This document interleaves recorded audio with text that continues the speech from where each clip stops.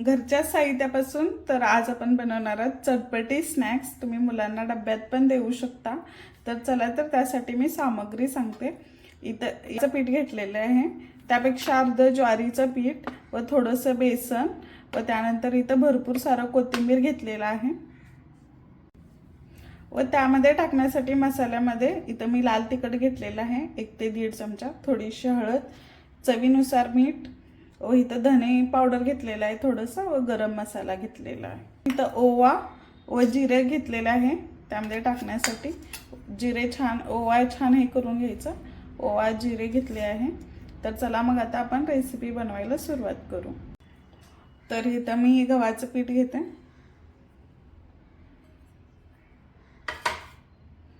छान चाळून घेतलेला आहे मी याला। तर इथं ज्वारीचं पीठ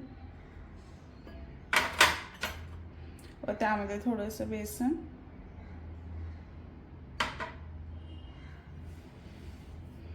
हे सर्व आपण मिक्स करून घेऊ।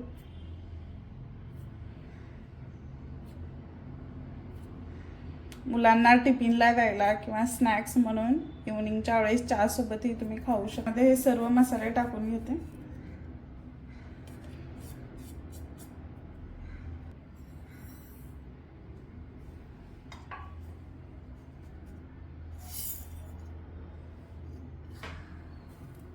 हे छान मिक्स करून घेऊ। आता यामध्ये मी कोथिंबीर टाकते बारीक चिरून घेतलेली।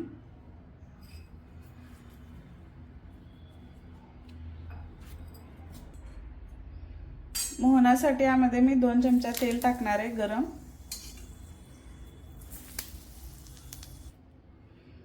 तर बघू शकता या पद्धतीने मोहन आलं पाहिजे।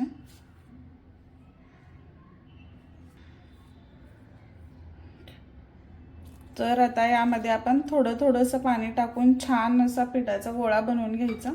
जसा चपातीचं पीठ असतं तसं त्या पद्धतीने थोडंसं घट्टसर गोळा बनवून घ्यायचा।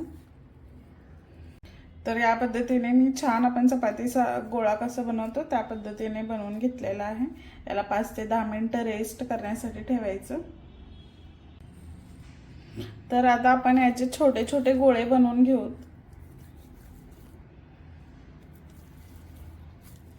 तर कोळपाट घेतलेला आहे मी व या पद्धतीने गोळा बनवून घेतलेला आहे एक। आता आपण पीठ टाकून घेऊ खाली।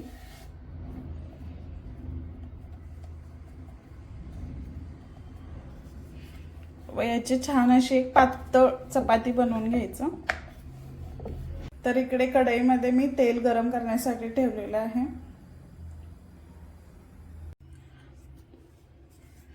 तर आता मी इथे एक टोपण घेतलेलं आहे आणि आपण छोटे छोटे पुऱ्यासारखे बनवून घेऊ।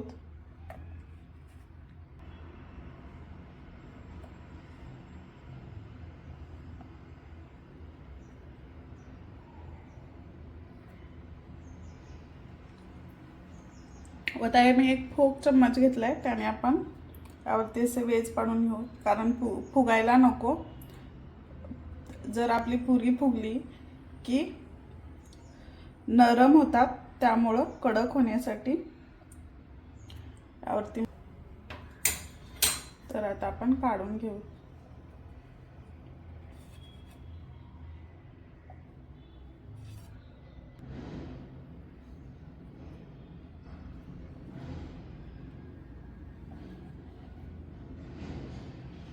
इथं आपलं तेल पण गरम झालेलं आहे। तेल एकदम गरम व्हायला पाहिजे।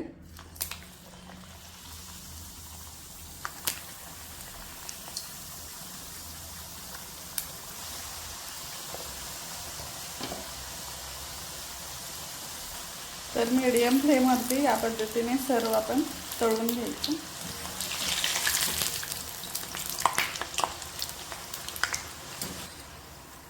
लालसर होईपर्यंत, ब्राऊन कलर येईपर्यंत छान तळून घ्यायचं। तर बघू शकता। तर मी काढून घेते।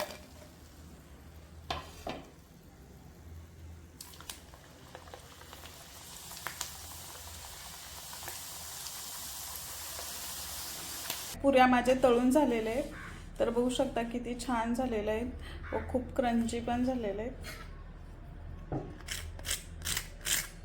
तर बघू शकता किती छान असा आवाज येतो. तर मी तुम्हाला मोडून दाखवते. तर तुम्ही हे सॉस सोबत किंवा चटणी सोबत कशासोबत पण खाऊ शकता व मुलांना टिफिनमध्ये पण देऊ शकता. तर एकदा नक्कीच ट्राय करा व माझे व्हिडिओ आवडत असल्यास लाईक, शेअर व सबस्क्राईब करा.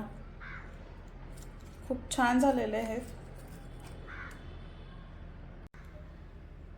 एका हवाबंद डब्यामध्ये ठेवून आपण 5 ते 10 दिवस हे खाऊ शकतो.